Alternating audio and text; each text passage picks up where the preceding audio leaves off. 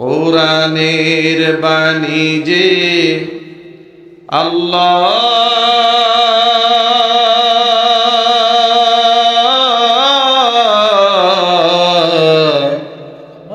আমাকে করেছে ব্যাকুল,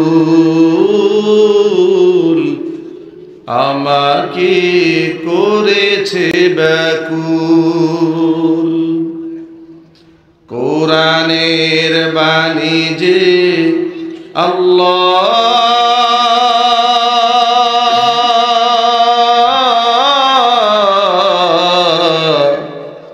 আমাকে করেছে ব্যাকুল, আমাকে করেছে ব্যাকুল। কোরআনে কারিমের আয়াত যখন নাজিল হতো তখন বেঈমান মুনাফিকরা বলতো আইয়ুকুম যাদাতুহু হাদিহি ঈমানা। এই আয়াত নাজিল হয়ে তোমাদের কি ফায়দা হয়েছে? আল্লাহ পাক বলেন ফাআম্মাল্লাযীনা আমানু ফাযাদাতুহুম ঈমানান ওয়া হুম ইস্তাবশিরুন। যারা ঈমানদার, আয়াত নাজিল হওয়ার পরে আয়াত তাদের ঈমানকে বৃদ্ধি করে দেয়, জোরে বলেন সুবহানাল্লাহ, এবং তারা সুসংবাদ গ্রহণ করে।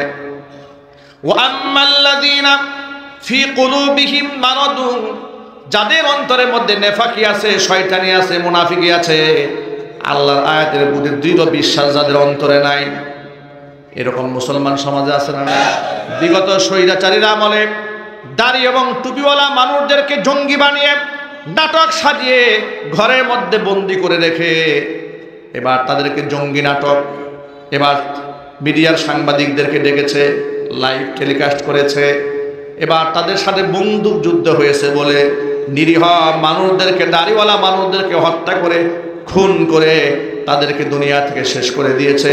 পশ্চিমা দুনিয়াকে দেখিয়েছে বাংলাদেশে ইসলামিক টেররিস্ট আছে, ইসলামিক মুসলিম জঙ্গিবাদ আছে, তাদেরকে আমরা দমন করছি। পশ্চিমাদের বাহাবা পাওয়ার জন্য, কাফের মুশরিকদের দিলটাকে ঠান্ডা করার জন্য বাংলাদেশের নিরীহ আলেম ওলামা তালেব ইলম ছাত্রদেরকে জঙ্গি নাটক সাজিয়ে মিথ্যা মামলা দিয়ে বছরের পর বছর জেলখানায় বন্দী করে রেখেছে, ফাঁসির কাষ্ঠে পর্যন্ত ঝুলাই দিয়েছে, ক্রস ফায়ার দিয়া শহীদ করে দিয়েছে। এমন ঘটনার বাস্তবতা বাংলাদেশে আছে না? না। আমার যুবক ভাইরা, মা বোনেরা, সময় এসেছে প্রতিটা হত্যার বদলাই মাটি থেকে নেওয়া হবে। যতগুলো আলেমকে খুন করা হয়েছে, যতগুলো আলেমদেরকে দেশান্তরিত করা হয়েছে, যতগুলো আলেমদেরকে গুম করা হয়েছে, তালিকা তৈরি করে করে প্রত্যেকটা আসামি ধরে ধরে এই দেশে তাদের তৈরি করা ট্রাইব্যুনালে তাদের আইনে ফাঁসির কাষ্ঠে ঝুলাই দেওয়া হবে। আপনারা রাজি আছেন কিনা দু হাত দেখতে চাই। যে জাতি শেখ হাসিনার মতো স্বৈরাচারীকে বিনা অস্ত্রে দেশ থেকে তাড়াই দিতে পারে, ওই জাতির অন্তরে আর কোনো ভয় থাকার কথা নয়। ঐতিহ্যবাহী ময়মনসিংহ জেলার অন্তর্গত মুক্তাগাছা উপজেলার মহিষতারা জামিয়া আহমদিয়া মাদ্রাসা ইতিমখানা কর্তৃক আয়োজিত ৩৮তম ইসলামী মহাসম্মেলনের শেষ অধিবেশনের সম্মানিত সভাপতি শেখুল হাদিস আল্লামা মুফতি আহমদ আলী সাহেব, সিনিয়র সহসভাপতি ইত্তেফাকুল উলামা বৃহত্তর ময়মনসিংহ, আল্লাহ রাব্বুল আলামিন মুহতারামের নেক হায়াত দারাজ করুন। সহ সভাপতিরা আসনকে অলঙ্কৃত করেছেন হযরত মাওলানা লুৎফুর রহমান সাহেব, সাবেক শিক্ষক, লেংড়ার বাজার আলিম মাদ্রাসা, আল্লাহ তাআলা তারও নেক হায়াত দারাজ করুন। এছাড়াও আমন্ত্রিত বিশেষ অতিথিবৃন্দ, হযরত উলামায়ে কেরাম, মুরব্বিয়ানে আযম, অত্র এলাকা এবং পার্শ্ববর্তী এলাকার বিভিন্ন প্রান্ত থেকে ছুটে আসা দিনদরদি, ইমানদার, পরহেজগার, মুত্তাকি মুসলিম ভাইরা, পর্দার অন্তরালে অবস্থানরত আমাদের সকলের শ্রদ্ধাভাজন পর্দানিশীন মা এবং বোনেরা, মহান আল্লাহ রাব্বুল আলামিনের দরবারে আলিশানে লাখ কোটি শুকরিয়া আদায় করছি যে মহান মনি প্রচণ্ড দাপটশালী ক্ষমতাধর এক স্বৈরাচারের জুলুম থেকে, নির্যাতন থেকে, শোষণ থেকে, জুলাই আগস্টের বিপ্লবের মাধ্যমে অজস্র মানুষের রক্তের বিনিময়ে আমাদেরকে মুক্ত স্বাধীন হওয়ার সুযোগ দান করেছেন। স্বাধীন পরিবেশে কোরআনে কারীম নিয়ে আলোচনা করার সুযোগ আল্লাহ তাআলা তৈরি করে দিয়েছেন। এখন স্টেজে উঠলে আমাদেরকে কেউ কানে কানে এসে বলে না, হুজুর দিনকাল ভালো না, একটু ডান বাম দেখে কথা বলুন। কথা বলতে হবে, ঠিক কিনা বলেন? এখন স্টেজে উঠলে কেউ আমাদেরকে স্লিপ দেয় না, থানা থেকে কেউ আমাদেরকে এখন ফোন করে না, হুজুর আসতেছেন তো মহিষতলা মাহফিলে, একটু বুঝে শুনে কথাবার্তা বললেন। এখন ফোন দিয়ে কেউ আমাদের আইডি কার্ডের ফটোকপি চায় না। এখন আমাদেরকে 14টা শর্ত বেঁধে দেওয়া হয় না। এমন স্বাধীন বাংলাদেশ পেয়ে আপনারা খুশি না বেজার? কম না বেশি? হৃদয়ের সবটুকুন ভালোবাসা উজাড় করে শ্রদ্ধা জড়িত কণ্ঠে মহান মনিবের শেখানো ভাষায় শুকরিয়া আদায় করছি। জবান ছেড়ে দিয়ে সকলে একযোগে বলছি আলহামদুলিল্লাহ। রব্বানা লাকাল হামদ হামদান কাসীরা তাইয়িবান মুবারাকান ফীহি রব্বানা লাকাল হামদু কামা ইয়ানবাগি লিজালালি ওয়াজহিকা ওয়া আযীমি সুলতানিকা। আল্লাহ রাব্বুল আলামিন আজকের মাহফিলকে কবুল করুন। এই মাদ্রাসাকে আল্লাহ তাআলা কিয়ামত পর্যন্ত কবুল করেন। মাদ্রাসার সমস্ত হাজাত আল্লাহ তাআলা তার গায়েবে খাজানা থেকে মিটিয়ে দিন। অক্লান্ত পরিশ্রম করে বেহেশতের বাগান যারা সাজিয়েছেন, দূরদারাজ থেকে শোনার জন্য যারা এসেছেন, আজকের মাহফিলের ওসিলা করে আল্লাহ তাআলা সকলের জিন্দেগির গুনাহ খাতা মাফ করে দিন। সকলকে পরিপূর্ণ হেদায়েত নসিব করুন। অত্র এলাকার সমস্ত মুর্দেগানের কবর আযাব আল্লাহ তাআলা কিয়ামত পর্যন্ত বন্ধ করে দিন। কাল হাসরের কঠিন ময়দানে আয়োজন আল্লাহ তাআলা আমাদের সকলের নাজাতের জারিয়া হিসেবে কবুল করেন।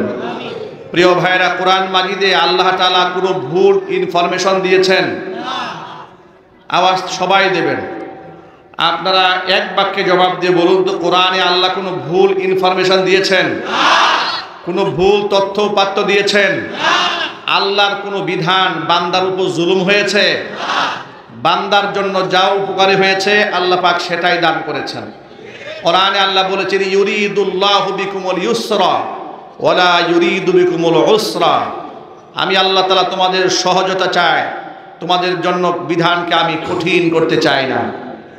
নবী করিম সাল্লাল্লাহু আলাইহি ওয়াসাল্লাম তার উম্মতের জন্য কঠোর কোনো বিধান দিয়েছেন? সকল বিধানকে এমনভাবে সহজ করেছেন।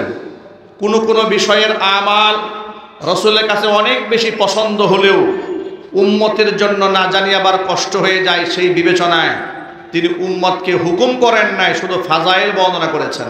উদাহরণস্বরূপ বলা যায়, নবী করিম সাল্লাল্লাহু আলাইহি ওয়াসাল্লাম বলেছেন, লাউলা আন আশুক্কা আলা উম্মতি লা আমারতুহুম বিসসিওয়াকি ইনদা কুল্লি সালাতিন আও কামা ক্বালা আলাইহিস সালাতু ওয়াসসালাম। আল্লাহ রাসূল বলেছেন, আমার উম্মতের জন্য কষ্ট হবে, এই কথা যদি আমার মাথায় না আসতো তাহলে আমি 5 ওয়াক্ত নামাজের প্রতি ওয়াক্তে আমার প্রতিটি উম্মতকে মিসওয়াক করার আমি বাধ্যতামূলক করে দিতাম। কিন্তু আমি আমার উম্মতের কষ্ট হবে সেই বিবেচনায় নির্দেশ প্রদান করিনি। তবে ফাজাইল রাসূল বলেছেন যে যতবার জিবরাইল আমিন রাসূলের কাছে এসেছেন, রাসূলকে মিসওয়াকের পরামর্শ দিয়েছেন। চিল্লায় বলেন সুবহানাল্লাহ। তাহলে এই হাদিস দ্বারা প্রমাণ হয় উম্মতের প্রতি রাসূলের ভালোবাসা কম না বেশি? আরো জোরে বলেন। তারাবির নামাজ নিয়ে গোটা উপমহাদেশে ঝগড়ার কোনো শেষ নাই। আমি যদি আপনাদের কাছে জিজ্ঞেস করি তারাবির নামাজ কয় রাকাত, একটু জোরে বলতে হবে। কিন্তু এই 20 রাকাত নিয়ে 8 রাকাত হবে না 12 রাকাত হবে, এটা নিয়ে এলাকায় দ্বন্দ্ব আছে না নাই? কম বেশি সব জায়গায় দ্বন্দ্ব আছে।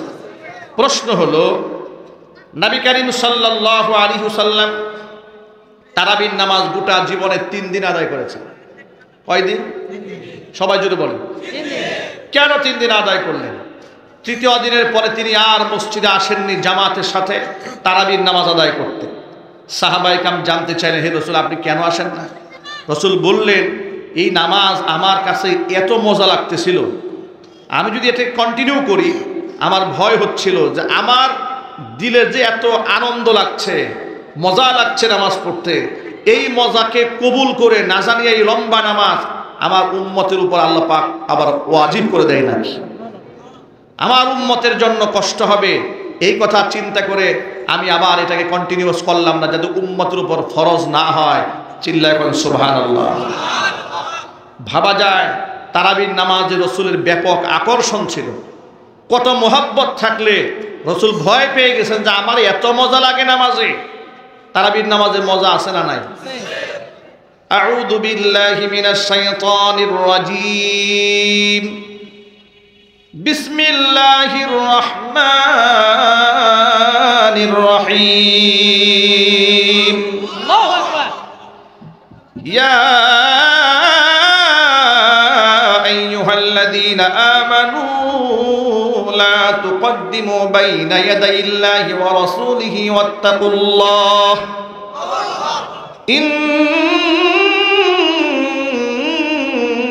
ইন্নাল্লাহা সামিউন আলীম। يا أيها الذين آمنوا لا ترفعوا أصواتكم فوق صوت النبي ولا تجهروا له بالقول كجهر بعضكم لبعض أن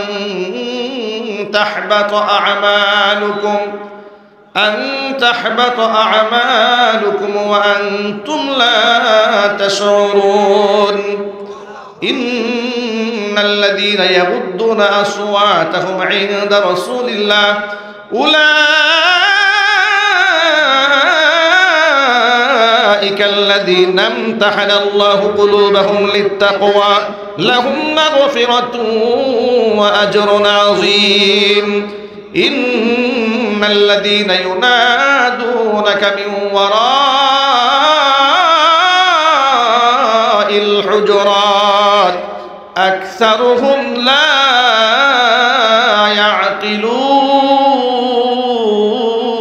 يعقلون. صدق الله العلي العظيم. নামাজের মধ্যে মজা আছে না নাই? আল্লাহর হাবিব মনে মনে ভাবলেন, এই নামাজে কেন এত মজা লাগে আমার? সুবহানাল্লাহ বলবেন না ভাই? সুবহানাল্লাহ। ইমানদারের কাছে নামাজ বড় মজাদার আমল, কোরআন তিলাওয়াত বড় মজাদার আমল। এই জন্য ইমানদার কখনো নামাজ পড়ে বিরক্ত হয় না, কোরআন তিলাওয়াতেও বিরক্ত হয় না। কিন্তু যাদের অন্তরের মধ্যে ইমানের নূর নাই, নামাজে ওদের মন বসে না। কোরআনে কারীমের আয়াত যখন নাজিল হতো তখন বেঈমান মুনাফিকরা বলতো, আইয়ুকুম যাদাতুহু হাদিহি ঈমানা। এই আয়াত নাজিল হয়ে তোমাদের কি ফায়দা হয়েছে? আল্লাহ পাক বলেন, ফাআম্মাল্লাযীনা আমানু ফাযাদাতুহুম ঈমানা ওয়া হুম ইস্তাবশিরুন।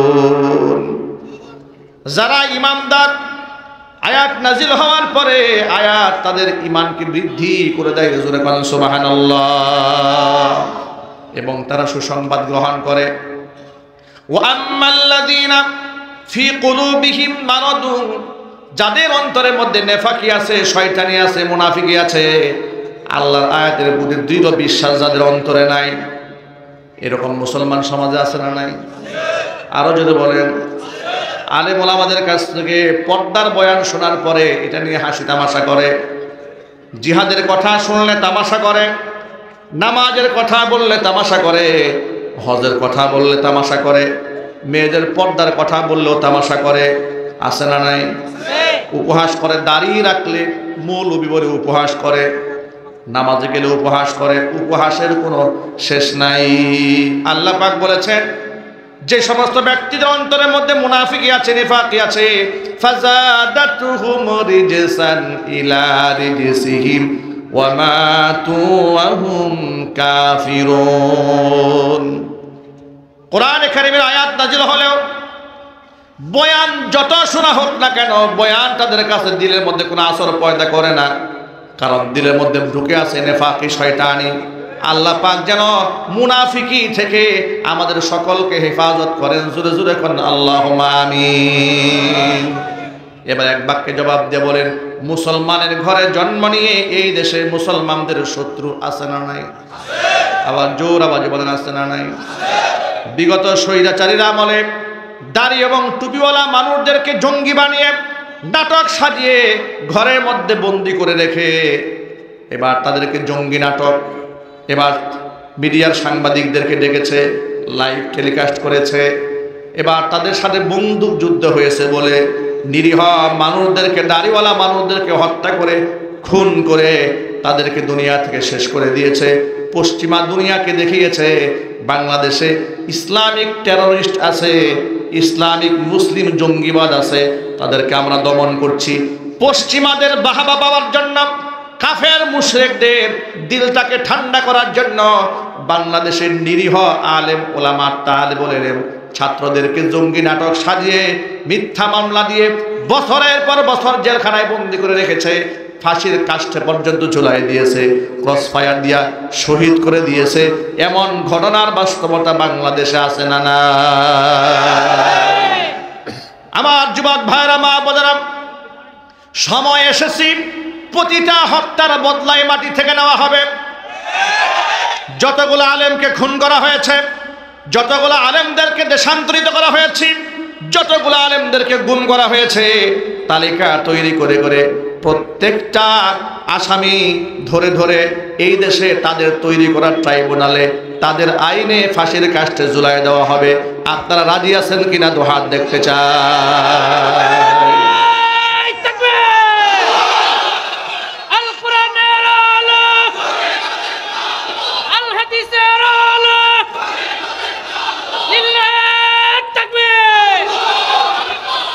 এই জন্য আমাদের ইমানকে বড় মজবুত হতে হবে। ইমানের দিক থেকে দুর্বল হলে চলবে না। আপনাদের ভয়ের কোনো কারণ নাই। এ জাতির ভয় আল্লাহর রহমতে কেটে গেছে। এ জাতির আর কোনো ভয় নাই। যে জাতি শেখ হাসিনার মতো স্বৈরাচারীকে বিনা অস্ত্রে দেশ থেকে তাড়াই দিতে পারে, ওই জাতির অন্তরে আর কোনো ভয় থাকার কথা নয়। আমাদের পার্শ্ববর্তী দেশ ভারতের হিন্দুত্ববাদী শক্তি বাংলাদেশের মুসলমানদের অস্ত্র শস্ত্র নিয়ে তামাশা করে, সংখ্যা নিয়ে তামাশা করে। বাংলাদেশের সৈনিকদেরকে নিয়ে বলে এদের সংখ্যা মাত্র 1 লাখ থেকে 1 লাখ সামথিং, আমাদের আছে 14 লাখ সৈনিক, এগুলা ওরা বলে। আবার বলে আমাদের পারমাণবিক বোমা আছে, বাংলাদেশের একটাও নাই।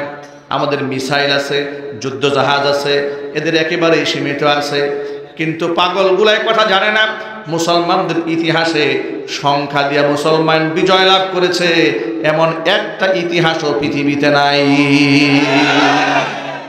কোরআন মাজিদ আল্লাহ পাক বলে দিয়েছেন, ওয়ালা তাহিনু ওয়ালা তাহজানু ওয়া আনতুমুল আ'লাউনা ইন কুনতুম মুমিনিন। ব্যথিত হইও না, দুঃখিত হইও না, বিজয় তো তোমাদেরই হবে। কন্ডিশন আছে একটা, ইন কুনতুম মুমিনিন, যদি তোমরা ঈমানদার হয়ে যেতে পারো। আমার ভাইরা, একমাত্র হুনাইনের যুদ্ধে মুসলমানদের সংখ্যা ছিল অনেক বেশি। মুসলমানদের এই দৃশ্য দেখে, সংখ্যা দেখে মুসলমানদের কলিজার মধ্যে এক প্রকারের অহংবোধ সৃষ্টি হয়েছিল। কোরআনে কারীম আল্লাহ পাক বলেছেন, কদ আ'জাবাতকুম কাসরাতুকুম, এই আধিক্য তোমাদেরকে মুগ্ধ করে ফেলে দিয়েছিল। এই জন্য হুনাইনের যুদ্ধে মুসলমানরা এত মার খেয়েছে যা অন্য যুদ্ধে খায় নাই। আমার সামনে অসংখ্য যুবকেরা আছে, যুবকেরা কথার জবাব দেবেন, আমার জানের মালিককে, মালের মালিককে, আমার জীবনের হিসাব রবের সামনে দিতে হবে কিনা। নবী করিম সাল্লাল্লাহু আলাইহি ওয়াসাল্লাম স্পষ্ট ভাষায় বলে দিয়েছেন, লা তাজালু কদামা বনি আদামা ইয়াউমাল কিয়ামাতি হাত্তা ইউসআলা আন খামসিন। কিয়ামতের দিন আদম সন্তান এক চুল পরিমাণ পা সরাতে পারবে না। 5টা প্রশ্নের সম্মুখীন তাকে হতেই হবে। 1 নাম্বার প্রশ্ন হচ্ছে আন উমরিহি ফিমা আফনা, জীবনটা কোন কাজে ব্যয় করেছো জবাব দাও।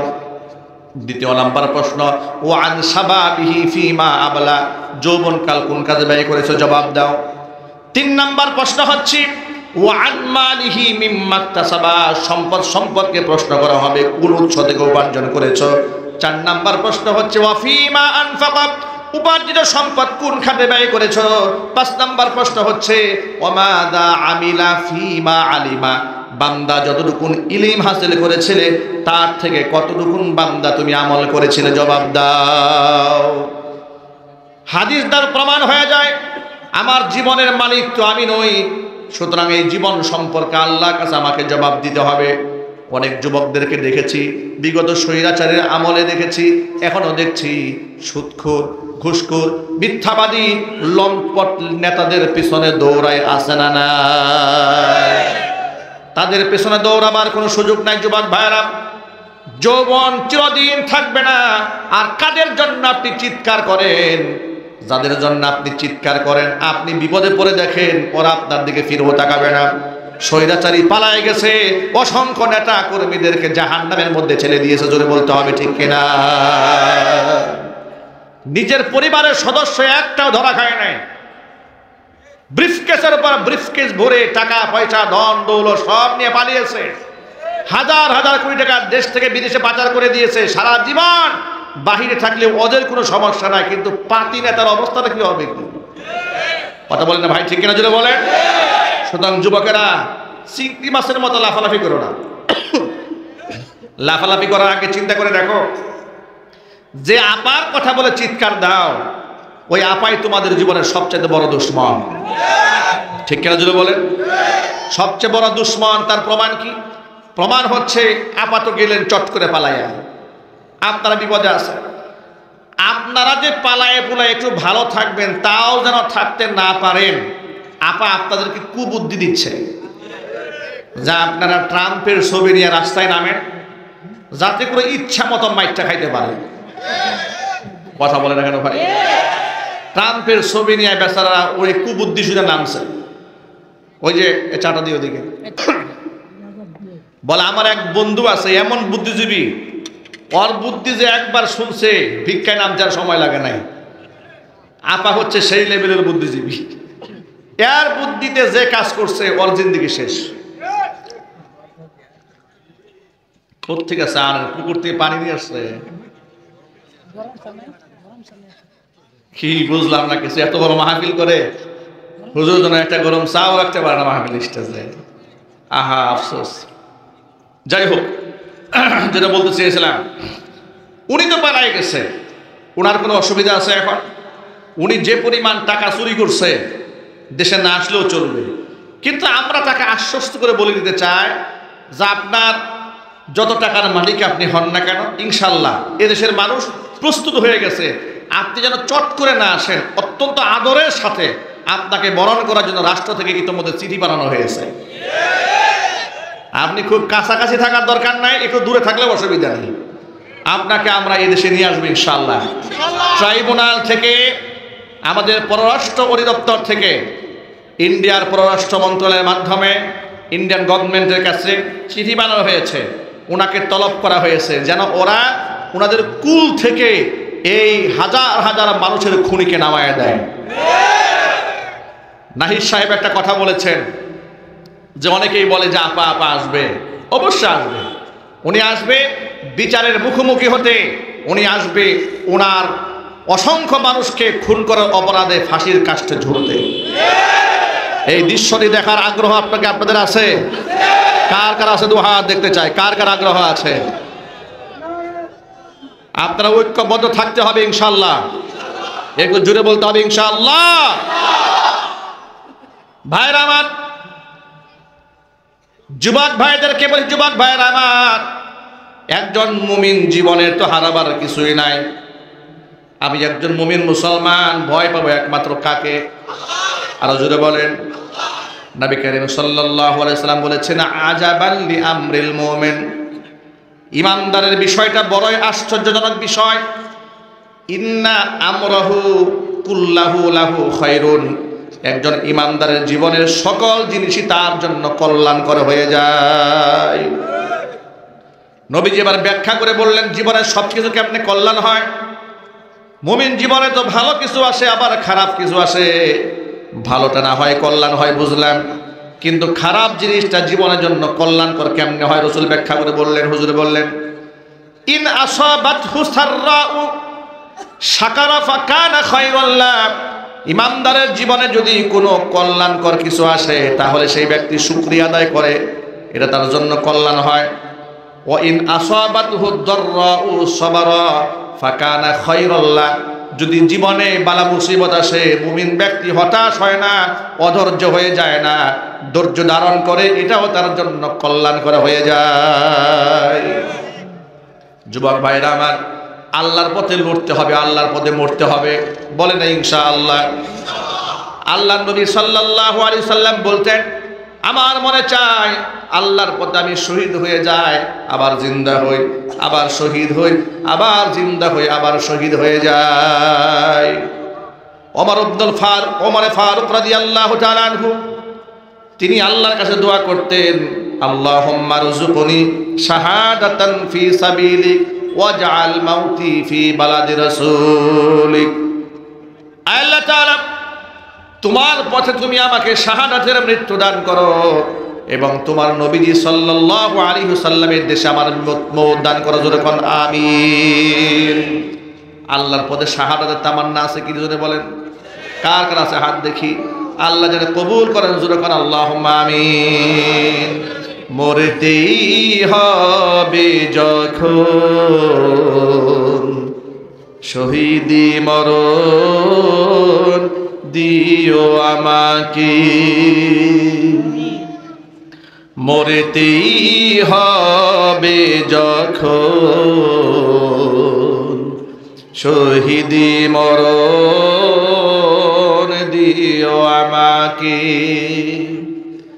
শাহাদাত জানি শুধুই জীবন,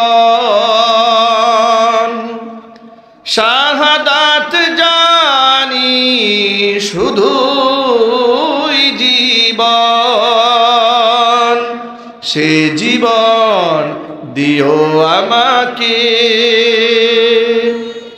মরতেই হবে যখন শহীদি মরণ দিও আমাকে।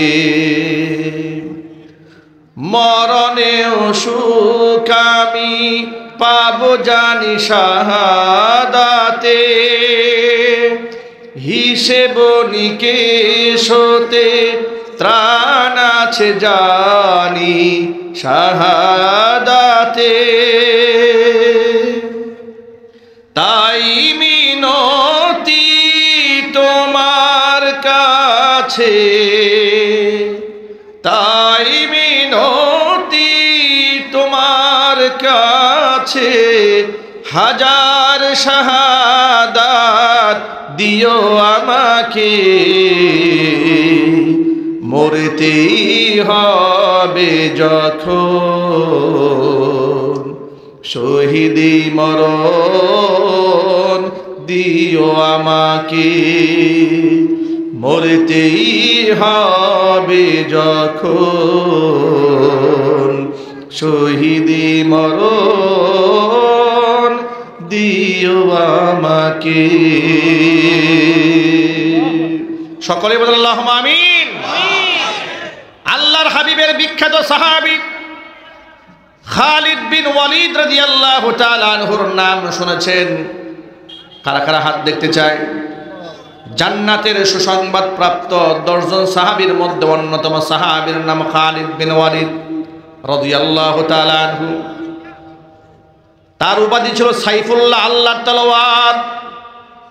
খালিদ বিন ওয়ালিদ বৃদ্ধাবয়সী বিছানায় শুয়ে মৃত্যু যন্ত্রণায় কষ্ট পাচ্ছিলেন আর চোখের পানি ছেড়ে কান্না করছিলেন। স্ত্রীকে ডেকে বলছেন, প্রিয়তমা স্ত্রী, আমার পায়ের পাতা থেকে শুরু করে মাথার তালু পর্যন্ত পুরো দেহটায় অঙ্গ প্রত্যঙ্গ চেক করে বলো তো আমার গোটা দেহের একটা অঙ্গ বাকি আছে নাকি যেই জায়গার মধ্যে জিহাদের ময়দানের আঘাতের চিহ্ন নাই? আল্লাহু আকবার বলেন। আল্লাহর কাছে দুইটা চিহ্ন বড় দামি। এক হচ্ছে জিহাদের ময়দানে আঘাতের চিহ্ন, আরেকটা চিহ্ন হচ্ছে নামাজ আদায় করতে করতে সিজদা দিতে কপালে হাঁটুতে পায়ের গোড়ার মধ্যে যে দাগ পড়ে, এই দাগগুলা মানুষকে জাহান্নামের আগুন থেকে বাঁচাই দিবে। জোরে কোন সুবহানাল্লাহ।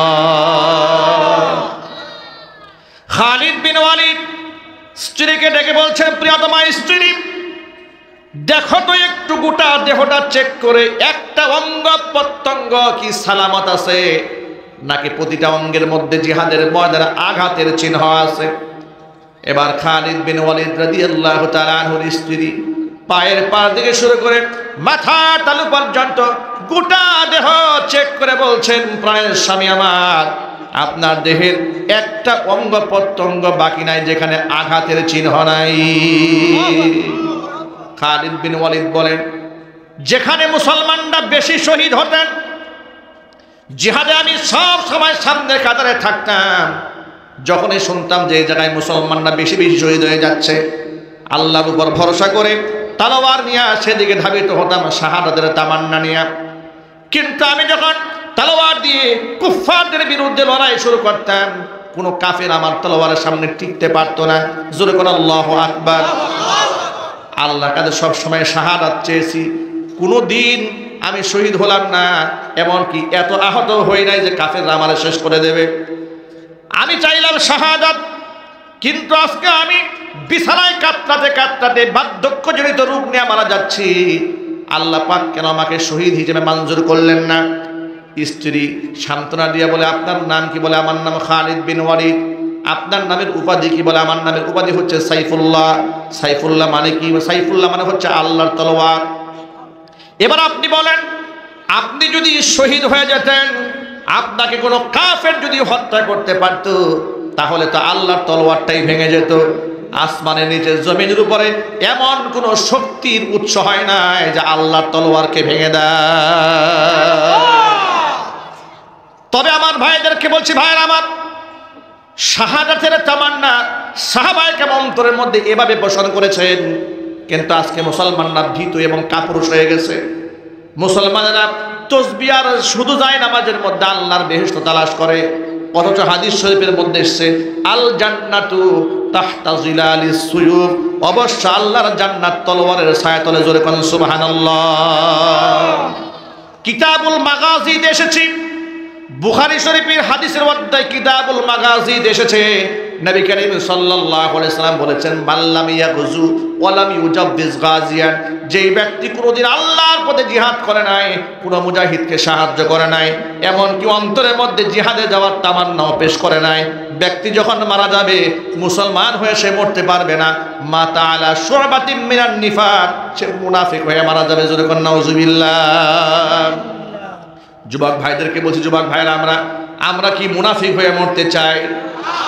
এত আসতে বললেন যে আমরা কি মুনাফিক হয়ে মরতে চাই? আমরা আশিক রাসূল হয়ে বীর সৈনিক হয়ে মরতে চাই, আঘাতের চিহ্ন নিয়ে নবীদের সামনে হাসরের ময়দানে দাঁড়াতে চাই, ক্ষত বিক্ষত চেহারা নিয়ে রাসূলের সামনে দাঁড়াতে চাই। কারণ শহীদদের কোনো মৃত্যু হয় না, শহীদরা নতুন জীবন ফিরে পায়। আল্লাহর নবী সাল্লাল্লাহু আলাইহি ওয়াসাল্লামের বিখ্যাত সাহাবী হযরত জাবের রাদিয়াল্লাহু তাআলা আনহু, হজ সংক্রান্ত এই পৃথিবীতে যত হাদিস আছে সর্বাধিক হাদিস বর্ণনাকারী হজের ব্যাপারে সাহাবীর নাম হচ্ছে হযরত জাবের রাদিয়াল্লাহু তাআলা আনহু। জাবের রাদিয়াল্লাহু তাআলা আনহু পিতার নাম আব্দুল্লাহ ইবনে আমর ইবনে হারাম রাদিয়াল্লাহু তাআলা আনহু। উহুদের ময়দানে জাবের রাদিয়াল্লাহু তাআলা আনহু জিহাদে যাওয়ার জন্য প্রস্তুতি গ্রহণ করছিলেন। এমন সময় তার শতবর্ষী বৃদ্ধ পিতা জাবেরকে ডেকে বলে, জাবের, আমার ঘরে 9টা মেয়ে আছে, তোমার 9টা বোন আছে, 9টা বোনের দায়িত্ব তোমার হাতে দিলাম। জিহাদের ময়দানে তুমি যাবে না, উহুদের ময়দানে আমি যাব জিহাদের ময়দানে লড়তে। বয়স 100 বছরের উপরে আল্লাহর পরে তলোয়ার নিয়ে ঝাঁপিয়ে পড়েছেন। জোরে কোন আল্লাহু আকবার। আরো জোর আওয়াজে বলেন আল্লাহু আকবার। এই সমাজে এখনো পর্যন্ত এমন বৃদ্ধ মানুষ আছে যাদের ইমানি শক্তি জওয়ানদের চাইতেও বেশি। তার সবচেয়ে জ্বলন্ত উদাহরণ হচ্ছে শহীদ আল্লামা দেলওয়ার হোসেন সাঈদী রাহমাতুল্লাহ আলাইহি। ঠিক কিনা জোরে বলেন? বৃদ্ধ বয়সেও মুখে হাসিটা দেখেছেন। শেষ জীবনে যখন তাকে ট্রিটমেন্টের নামে তাকে যখন কারাগার থেকে বের করে আনা হলো, তিনি যখন প্রিজন ভ্যান থেকে নামতেছিলেন মুখে হাসিটা খেয়াল করেছিলেন? এই যে মাত্র কদিন আগে ফুলপুরে একটা তাফসীর মাহফিলে গেলাম, বিরাট মাহফিল, এই মাহফিলের 2টার সময় সেখানকার একজন দায়িত্বশীল পুলিশ অফিসার রমনা থানায় আছেন। তিনি বললেন, হুজুর আমার তত্ত্বাবধানে শহীদ আল্লামা দেলওয়ার হোসেন সাঈদী রাহমাতুল্লাহি আলাইহি যখন ছিলেন, রিমান্ডে যখন আমার থানাতে ছিলেন, আমি তার সেবা করেছি। আমি তার জন্য রুম গুছিয়ে দিয়েছি, তার জন্য বিছানা পরিপাটি করে রেখেছি। তিনি আমার রুমে বিছানায় এসে থানাগারদে বিছানায় এসে তিনি মুস্কি মুস্কি হাসতেন আর বলতেন, অফিসার সাহেব থানাগারদ তো এত পরিপাটি থাকে না, আপনি আমার জন্য এত পরিপাটি করে রেখেছেন কেন? তিনি বললেন, হুজুর আমি জানি না কে আমাকে কি বলবে, কিন্তু আমি একজন কোরআনের পাখির খেদমত করার সুযোগ সৌভাগ্য লাভ করেছি। তিনি আমাকে যে কথাটা বললেন, তিনি বললেন, হুজুর আপনি অবাক হবেন, আমরা প্রশাসনে চাকরি করি, কত আসামি তো আমাদের কাছে আসে, কত লেভেলের আসামি আসে। তো আসামিদের মধ্যে অনেকের চেহারা থাকে বিষণ্ণ, কারো মন খারাপ, কারো চোখে পানি, কারো কান্নাকাটি, এটা থাকে। আমি নিজেও তার রাজ সাক্ষী। 2018 সালে আমাকে যখন গ্রেফতার করা হয়েছিল, আমিও জেলখানায় দেখেছি, আমরাও কান্নাকাটি করেছি, অজোরে চোখ থেকে পানি নিজের অজান্তেই পড়তো। অনেক বাঘা ভাগা বাংলাদেশের বিরোধী দলের নেতাকর্মীদেরকে দেখেছি চোখের পানি ছেড়ে কান্না করতো। সাঈদী সাহেবের ব্যাপারে পুলিশের ওই ঊর্ধ্বতন কর্মকর্তার বক্তব্য হচ্ছে, এত বছর কারাগারে, এত রিমান্ড, এত জিজ্ঞাসা, তার চেহারার মধ্যে ন্যূনতম আফসোসের কোনো ছাপ নেই। ভাবা যায় শহীদ আল্লামা দেলওয়ার হোসেন সাঈদী রাহমাতুল্লাহির কারাগারে থাকা অবস্থায় তার ছেলেরা মাঝে মাঝে বলতেন যে বাবার শারীরিক অবস্থা একটু খারাপ, কিন্তু মানসিকভাবে তিনি খুব শক্তিশালী। তাকে যে কত প্রস্তাবনা দেওয়া হয়েছে যে আপনি এই দল ছাড়েন, আপনি এই ধরনের বক্তব্য দেওয়া ছাড়েন, ভারত বিরোধী কথাবার্তা বলা ছেড়ে দেন, তাহলে আপনার তো কারাগার থাকবেই না, জেল জুলুম কিচ্ছু থাকবেন না, আপনি থাকবেন বাংলাদেশের 1 নম্বরের পীর। এভাবে তাদেরকে লোভ দেখানো হয়েছে। কোনো লোভে কাজ হয় না। আল্লাহর ওলিরা লোভে পড়ে না, ভয়ও পড়ে না, তাদেরকে কেউ কাবু করতে পারে না। কথা বলতে হবে, ঠিক কিনা বলেন? তিনি একটা বয়ানে বলেছিলেন না, ফেরাউনের গোষ্ঠীরা খালি আমাদের জেলের ভয় দেখায়। মনে আছে আপনাদের? এই রেকর্ড আপনারা শুনেছেন না? আমি শুনেছি, বহুবার শুনেছি, যদিও ওনাকে আমি সরাসরি দেখি নাই, তার রেকর্ড শুনেছি। তিনি বলেছেন যে ফেরাউনের গোষ্ঠীরা আমাদেরকে জেলখানার ভয় দেখায়। এরপরে বলেছে তারা আমাদেরকে ফাঁসির রশির ভয় দেখায়। মনে রাখবেন, ফাঁসির রশি ইমানদারদের কাছে জুতার ফিতার সমতুল্য নয়। কথা বলতে হবে, ঠিক কিনা বলেন? যদি আল্লাহর জন্য, কোরআনের জন্য ফাঁসির মঞ্চে উঠতে হয়, এটা তো সৌভাগ্যের। কথা বলেন? আলেমরা জেল খেটেছে কোরআনের জন্য, জরিমানা দিয়েছে কোরআনের জন্য, আল্লাহর দ্বীনের জন্য। আর যারা আলেমদেরকে জেলে নিয়েছে, ওরা জেল খেটেছে বদমাশি করার জন্য, লুচ্চামি করার জন্য। ওরা জেল খেটেছে মানুষ খুন করার জন্য। কথা বলতে হবে, ঠিক কিনা? আলেমদেরকে যে লাঞ্ছনা অপমাননা এই দেশের মধ্যে করা হয়েছে, আলেমদের হত্যাকারীদের বিচার এই মাটিতে হতেই হবে ইনশাআল্লাহ। আলেমদের বিচার হোক, এটা আপনারা চান না? আলেম হত্যাকারীদের বিচার এই মাটিতে হোক। কারা কারা চান? আমি তো হাত দেখতে চাই। কারা কারা চান? আল্লাহু তাকবীর, নারায়ে তাকবীর, নারায়ে তাকবীর। আল কোরআনের আলো, আল হাদিসের আলো, নারায়ে তাকবীর। আলেমরা, ইমানদারেরা কখনো বিচলিত হবে না, ঠিক কিনা বলেন? ইমানদার ভয় পাবে কাকে? একমাত্র আল্লাহকে ভয় করবে। আল্লাহর ভয় ছাড়া ইমানদারের অন্তরে আর কারো ভয় থাকবে না, ইনশাআল্লাহ বলেন। আমার যুবকেরা, খালিদ বিন ওয়ালিদ রাদিয়াল্লাহু তাআলা আনহু আফসোস করতেছিলেন, কেন আমি শহীদ হলাম না? প্রতিটা ইমানদারের অন্তরে আফসোস থাকতে হবে আল্লাহর পথে লড়ার জন্য। অসংখ্য যুবকেরা আছেন, যৌবনকালের শক্তি চিরদিন থাকবে না, যতদিন থাকবে এই শক্তি আল্লাহর দ্বীনের জন্য কাজে লাগবে। আমরা বলি ইনশাআল্লাহ। জোরে বলেন না ইনশাআল্লাহ। কেমনে কাজে লাগাবেন আল্লাহ শিখিয়ে দিয়েছেন। আল্লাহ পাক বলেন, ইন্নাল্লাহা আশতারা মিনাল মুমিনিনা আনফুসাহুম ওয়া আমওয়ালাহুম বিআন্না লাহুমুল জান্নাহ ইউকাতিলুনা ফি সাবিলিল্লাহি ফায়াকতুলুনা ওয়া ইউকতালুন। নিশ্চয় আমি ইমানদারদের কাছ থেকে খরিদ করে নিয়েছি তাদের জান এবং মাল জান্নাতের বিনিময়ে। আল্লাহ আমাদের জান্নাত দিবেন, বিনিময়ে জান মাল আল্লাহ নিয়ে নিয়েছেন। কিভাবে খরচ করব তাও শিখিয়ে দিলেন। আল্লাহ বললেন, ইউকাতিলুনা ফি সাবিলিল্লাহ, ওরা লড়বে আমি আল্লাহর পথে। ফায়াকতুলুনা ওয়া ইউকতালুন, প্রয়োজনে ওরা আমার দুশমন যারা এদেরকে দুনিয়া থেকে চিরতরে শেষ করে দেবে। প্রয়োজনে ওরা নিজের জীবনটা বিলিয়ে দেবে, কিন্তু বাতিলদের সাথে মাথা নত করবে না। শত বছরের বৃদ্ধ জাবের রাদিয়াল্লাহু তাআলা আনহুর পিতা আব্দুল্লাহ ইবনে আমর ইবনে হারাম রাদিয়াল্লাহু তাআলা আনহু, তিনি উহুদের ময়দানে জিহাদে অংশগ্রহণ করলেন। আপনারা জানেন, লম্বা ইতিহাস। উহুদের ময়দানে সাহাবায়ে কিরাম ক্ষত বিক্ষত হলেন। আল্লাহর নবী দাঁত ভেঙে গেল, লোহার টুপি ভেঙে মাথার মধ্যে ঢুকে গেল। আল্লাহর রাসূল বেহুশ হয়ে পড়ে গিয়েছিলেন, এত বেশি রক্ত ঝরেছে। আর মুনাফিকেরা, কোনো বর্ণনার মধ্যে এসে শয়তান, কোনো বর্ণনার মধ্যে এসে মুনাফিকেরা গোটা উহুদের ময়দানে আওয়াজ ছড়িয়ে দিল মুসলমানদের মনোবল ভেঙে দেওয়ার জন্য। কুতিলা মুহাম্মদ সাল্লাল্লাহু আলাইহি ওয়াসাল্লামকে হত্যা করা হয়েছে। নাউজুবিল্লাহ বলেন। আল্লাহর নবীকে হত্যা করা হয়েছে, এই সংবাদ যখন জিহাদের ময়দানে ছড়িয়ে পড়ল, মুসলমান সাহাবীদের মনটা ভেঙে গেল। অনেকেই পিছপা হয়ে গেলেন, অনেকেই দুর্বল হয়ে পড়লেন। এই সংবাদ মদিনা পর্যন্ত পৌঁছায় গেল। মদিনার নারী আর পুরুষেরা কান্না করতে করতে রাস্তায় বের হয়ে গেল। শিশুরা পর্যন্ত কান্নায় ভেঙে পড়েছে।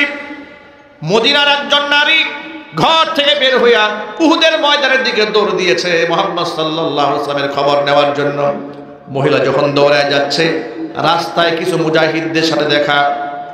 মহিলাকে ডেকে বলছে, মহিলা যাও কোথায়? বলে উহুদে যাই। কেন যাও?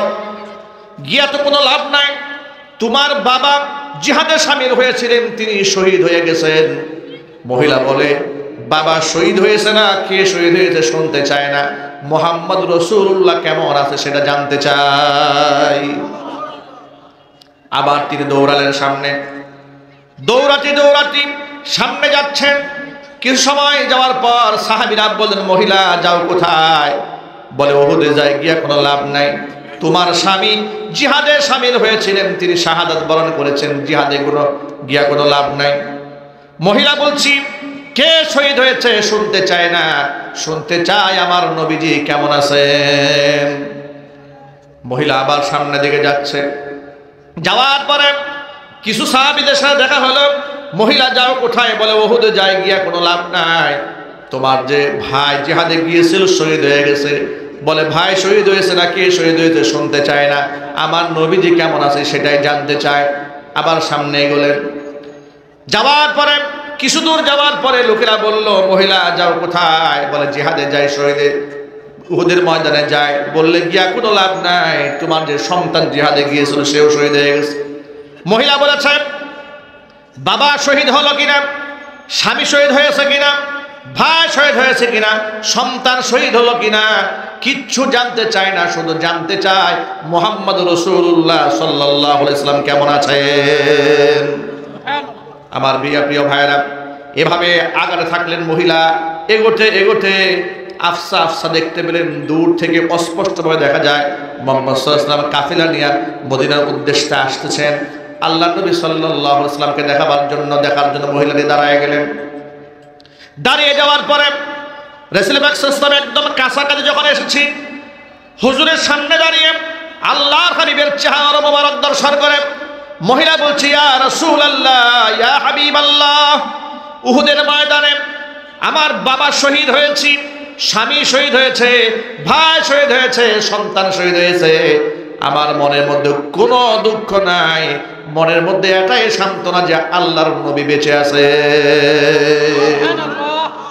ভাইরা আমার, আল্লাহর পথে জীবন দেওয়ার জন্য শুধু পুরুষরাই প্রস্তুত ছিলেন তা নয়, আল্লাহর পথে আমার মা বোনেরাও জীবন দিয়েছেন। যার দরুন ইসলামের ইতিহাসে প্রথম শহীদ হয়েছেন সুমাইয়া রাদিয়াল্লাহু তাআলা আনহা। জোরে জোরে করেন সুবহানাল্লাহ। ভাইরা আমার, এই যে উহুদের ময়দানে জাবের রাদিয়াল্লাহু তাআলা আনহুর পিতা শতবর্ষী সাহাবী শহীদ হয়ে গেলেন। জাবের রাদিয়াল্লাহু তাআলা আনহুর মনটা ভার হয়ে আছে, 9টা বোন তার তত্ত্বাবধানে আছে, মন খুব খারাপ।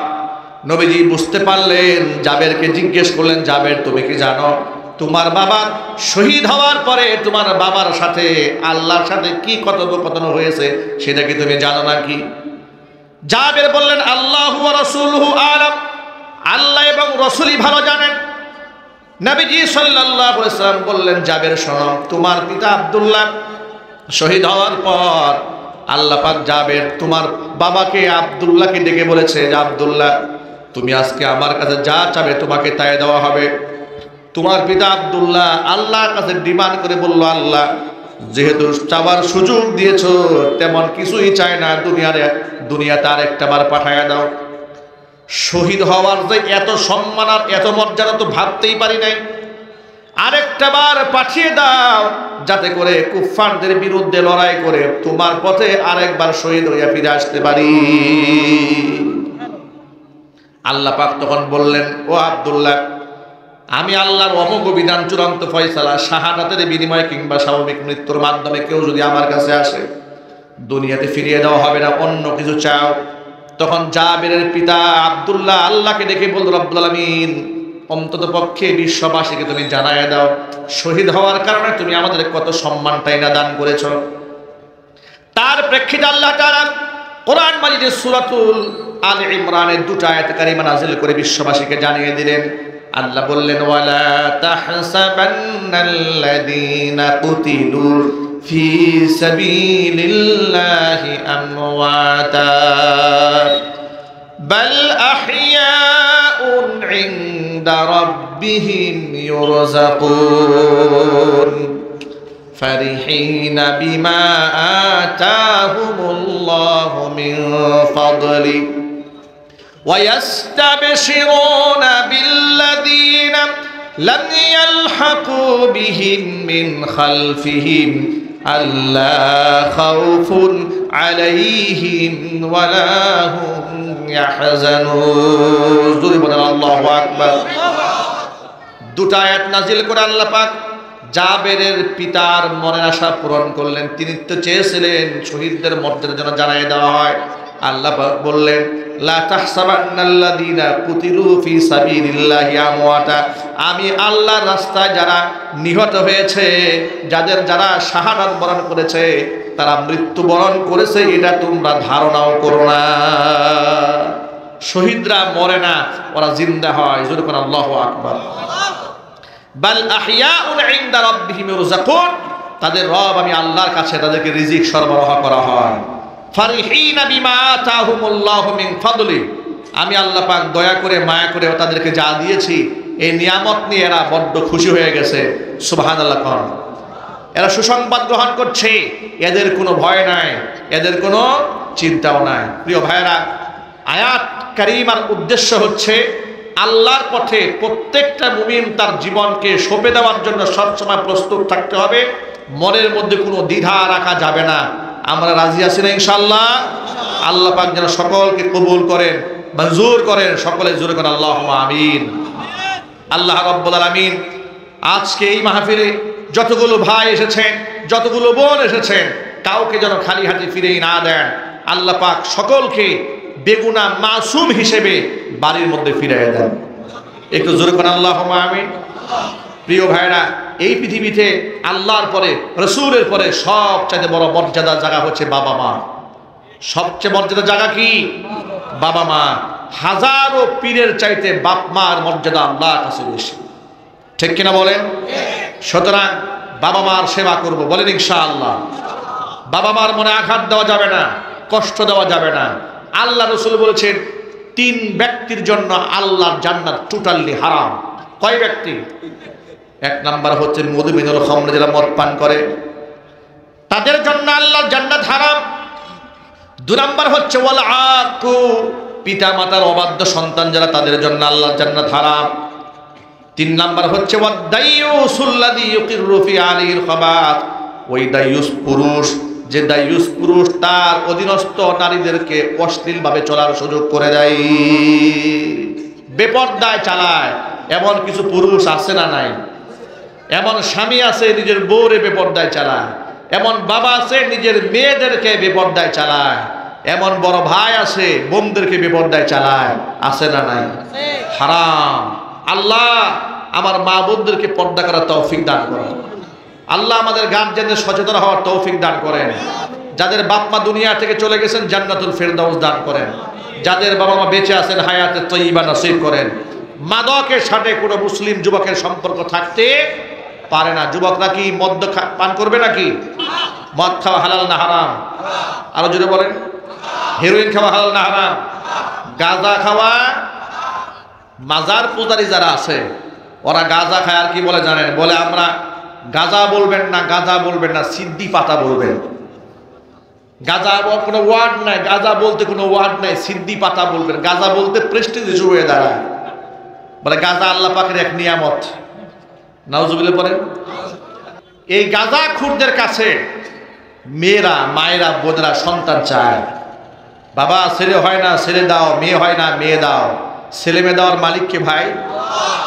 আমি গোটা বাংলাদেশ ঘুরে এই শিরিক দেখতে দেখতে কলিজার মধ্যে আঘাত লেগেছে। যত বয়ানে গিয়েছি মাজার পূজার বিরুদ্ধে কথা বলেছি, যত বয়ানে গিয়েছি জালেমের বিরুদ্ধে কথা বলেছি, যত বয়ানে গিয়েছি তাওহীদের পক্ষে কথা বলেছি, আল্লাহর একত্ববাদের পক্ষে কথা বলেছি।